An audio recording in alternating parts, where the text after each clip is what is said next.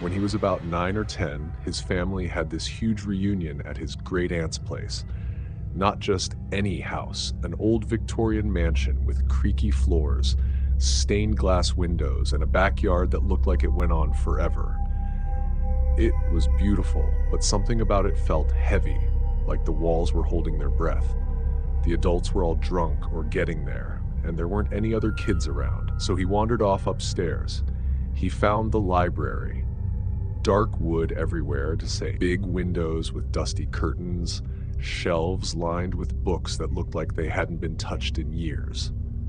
Off to the side, there was this narrow hallway that led to a tiny bedroom and a bathroom, probably where a maid or nanny stayed back when the house was new.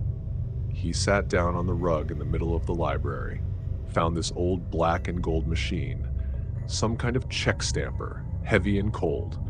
He was just playing with it, pressing things, listening to the soft click. Then a voice spoke up behind him. "You're not supposed to play with guns, Bill." He froze. He turned, thinking maybe finally another kid had shown up, but nobody was there. He stood, looked down the hallway. Empty. No footsteps, no door shutting, just silence. He walked around the corner. Still nothing. He ran downstairs and found his mom, asked if she'd seen a kid. She just gave him that confused look, said no, there weren't any kids his age around. He spent the rest of that day weirded out but didn't say anything. Thought maybe his mind was playing tricks, but deep down, it didn't feel like that. Years later, when he was a teenager, his mom told him something she swore nobody in the family talked about.